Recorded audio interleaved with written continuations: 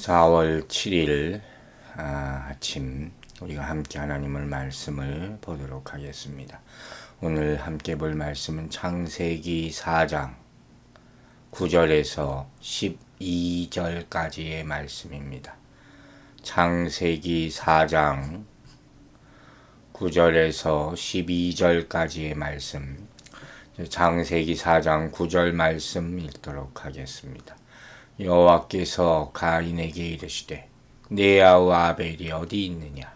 그가 이르되 내가 알지 못하나이다. 내가 내 아우를 지키는 자이니까.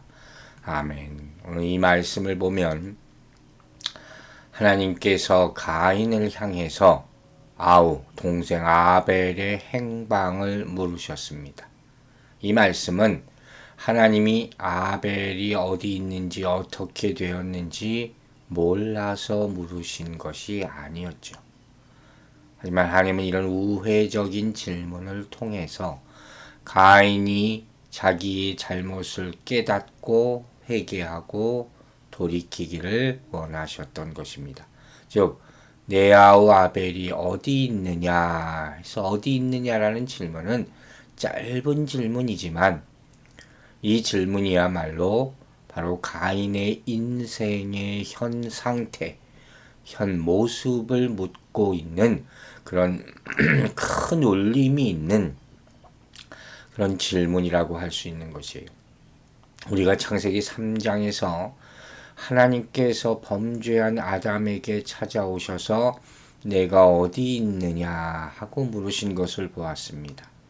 하나님이 인류에 대한 질문이라고 했죠. 그리고 이제 하나님께서는 이 가인에게도 찾아오셔서 아우 아벨의 행방을 물으시는 것입니다. 여러분, 이처럼 하나님께서는 우리들에게 내가 어디 있느냐를 물으십니다. 또한 우리와 더불어 살아가는 형제들이 어디 있는지 이 또한 물어보십니다. 그리고 이러한 질문에 대해서 우리는 대답을 할 수 있어야 합니다. 그런데 안타깝게도 아담과 여기 나오는 가인은 하나님께서 원하시는 대답을 하지 못합니다. 즉, 자신의 잘못을 깨닫고 시인하고 회개한 것이 아니라 오히려 정반대로 전지하신 하나님을 속이려는 어리석음을 범하였던 것입니다.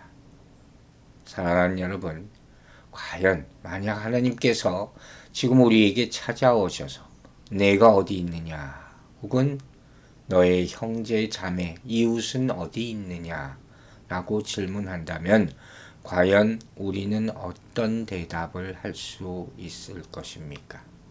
여기에 망설이지 않고 하나님, 내가 하나님 앞에 있습니다. 내 이웃과 함께 하고 있습니다. 이렇게 대답할 수 있게 되기를 주의 이름으로 축원합니다. 그런데 가인은 뭐라고 대답합니까? 내가 알지 못하나이다. 최악의 대답을 합니다. 이것은 나는 절대로 모릅니다. 결코 알지 못합니다는 강한 부정의 표현이에요. 즉, 가인은 지금 이 순간에도 하나님이 어떤 분이신지를 몰랐다는 것이죠.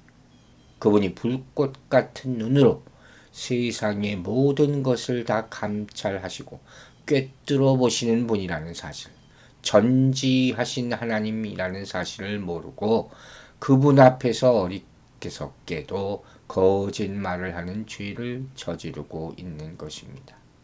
자, 이와 같이 잘못된 제사를 드림으로 시작된 죄가 점점점 커져서 이제 스스로를 속이고 하나님 앞에서 분명한 사실조차 부인하는 정도까지 이르게 되는 것입니다. 이처럼 죄는 또 다른 죄를 낳으므로 죄를 지은 자는 즉시 회개하므로 죄의 악순환의 고리를 끊어야 될 줄로 믿으시기 바랍니다. 이 다음부터 가인의 대답은 대답이라고 할 수 없습니다. 변명일 수밖에 없습니다. 가인이 또 뭐라고 합니까? 내가 아우를 지키는 자입니까? 참 하지 말아야 될 말만 계속 나옵니다. 여기서 지킨다 하는 말은 깊은 애정과 관심을 가지고 누군가를 보살피는 것을 말합니다. 이 사이가 바로 형제간입니다. 아우니까.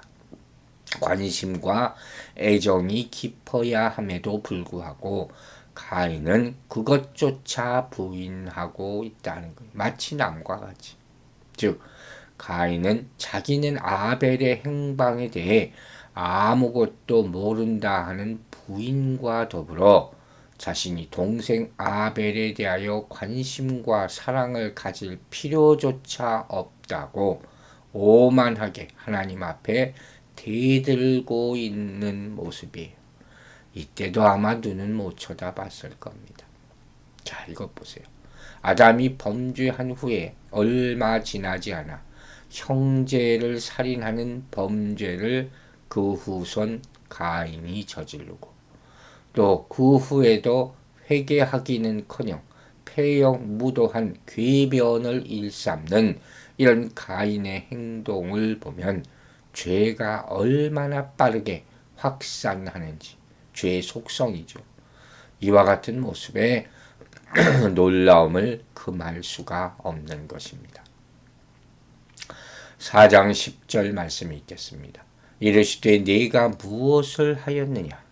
네 아우의 핏소리가 땅에서부터 내게 호소하느니라.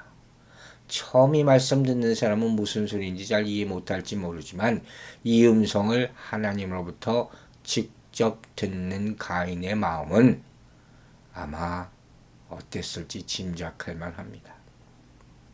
자, 여기서 내가 무엇을 하였느냐 하는 것은 꼭 무슨 일을 했느냐만 물어보는 게 아니에요.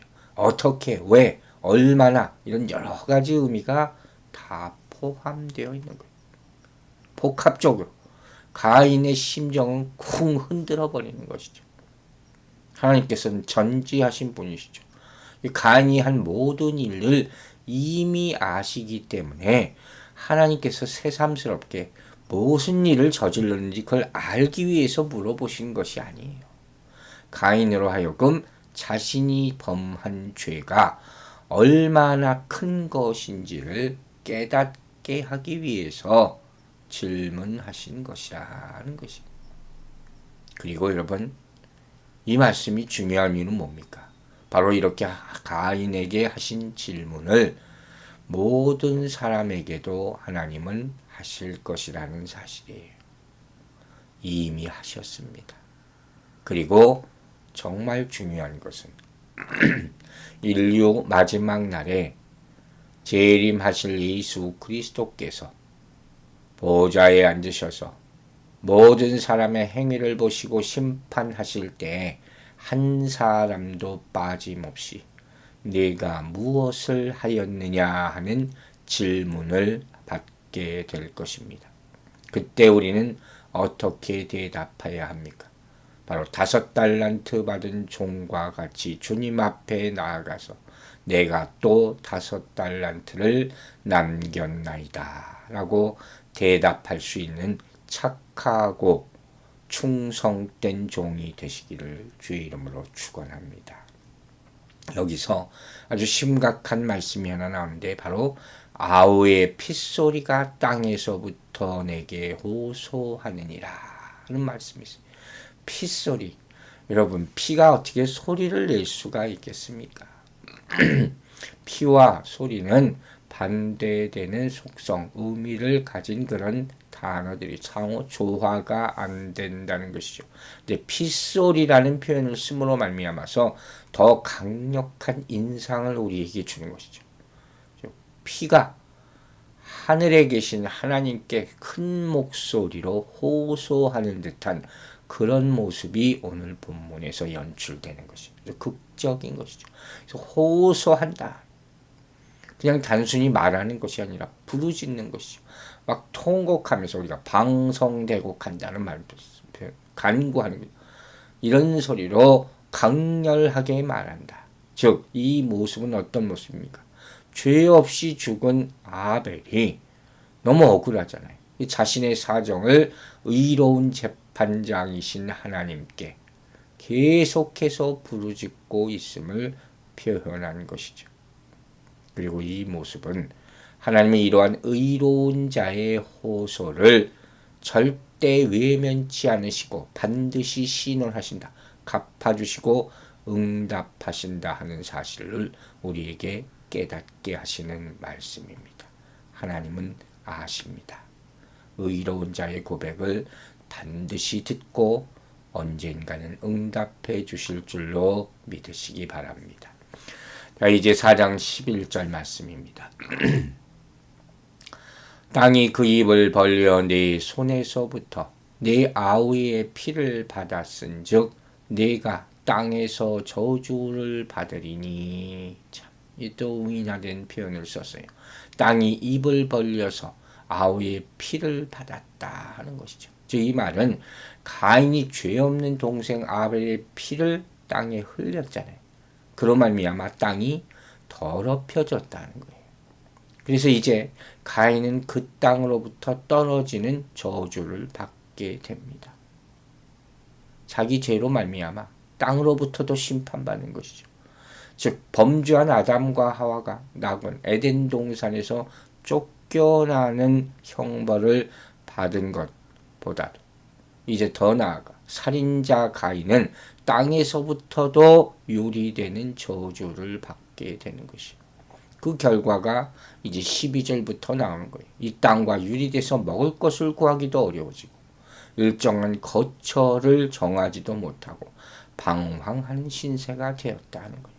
그야말로 비참한 상황에 처해지는 것이. 여러분, 원래 인간은 흙으로부터 지음을 받았다 그랬어요. 흙과 자연과 더불어 친화하여 살아야 하는 것이 마땅합니다. 그러나 이들의 범죄로 말미암아 자연과 점점 멀어지게 되는, 자연으로부터도 완전히 따돌림 당하는 이런 불행스러운 현상이 발생하고야 말았다. 땅에서 저주를 받았다.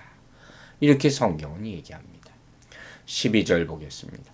내가 밭을 갈아도 땅이 다시는 그 효력을 내게 주지 아니할 것이요 너는 땅에서 피하며 유리하는 자가 되리라. 결과죠. 땅이 밭을 갈아도 효력을 주지 않는다. 땅이 갖는 힘이에요.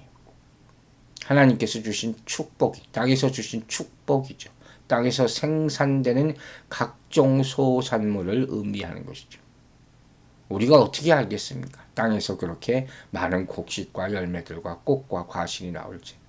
하나님이 주신 축복인데 그것으로부터 이제 이 죄로 말미암은 인간이 분리되어 버리는 거예요. 이 소산물의, 풍성한 소산물의 축복이 인간이 범죄한 까닭으로 다 없어지고 있다. 인간이 지배할 수 있는 힘과 권능도 약해지고 있다. 즉, 본문은 앞으로는 인간이 어떤 노력을 해도 땅의 소출에는 한계가 있을 것을 선언하고 있는 거예요. 여러분, 땅을 의지하며 살았던 사람들에게 있어서 이러한 하나님의 선포는 너무 큰 충격일 거예요. 그래서 그 결과로 가인은 13절에서 아주 자포자기한 심령을 피력하게 되는 것이에요. 자, 땅에서 피하며, 그래서 너는 땅에서 피하며 요동하다, 술에 취해서 흔들흔들거리는 것, 또 소경같이 길을 찾지 못해 방황하는 것, 바람에 흔들리는 나뭇잎이나 과일이 떨어지는 모습, 이게 바로 땅에서 피한다는 것의 뜻이에요. 즉, 이와 같은 이 단어의 의미로 볼 때 당시 가인의 모습은 어땠습니까?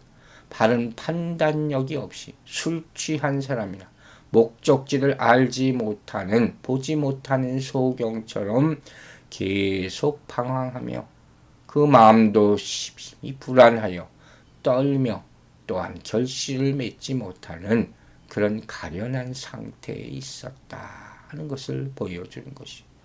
땅에서 피하며 유리하는 자가 되리라. 이 유리하다 하는 것은 바람에 흔들리는 갈대와 같다. 범죄하여 도망치는 악인의 모습과 같다 하는 그런 표현이에요. 더 크게 확장 해석되어 슬퍼하고 애곡하다라는 의미로도 번역을 됩니다. 즉 본문은 가인이 이제는 자기가 지은 범죄로 말미암아 한 곳에 정착하지 못하는 불황자처럼 계속 떠돌아다니면서 그 마음의 평화를 얻지 못하고 쉼없이 슬픔 가운데서 살아가게 됨을 보여주는 것이에요.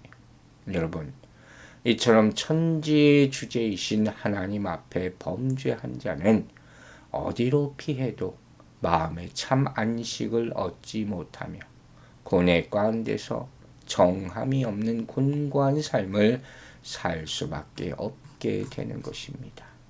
우리 모두 우리가 지은 죄에 대해서 다시 한번 깊이 생각하면서 하나님의 용서를 구하는 우리 심령들이 되시기를 주의 이름으로 축원합니다. 기도하겠습니다.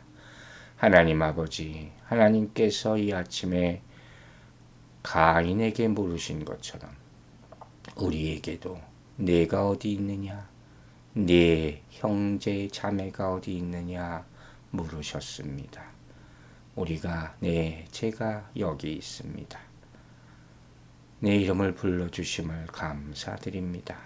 대답할 수 있게 하여 주시고 내 이웃이 어디 있느냐 하는 하나님의 음성이 내가 그들의 아픔을 보살피고 있습니다. 이 어려운 시대 가운데 그들과 함께 할 수 있도록 도와주시옵소서. 기도할 수 있는 참 하나님의 자녀들이 되게 하여 주시옵소서. 오늘 하루도 말씀으로 이겨내게 하여 주시고 이 힘들고 어려운 상황 가운데서도 주님의 음성을 들음으로 말미암아 살아날 수 있도록 도와주시옵소서.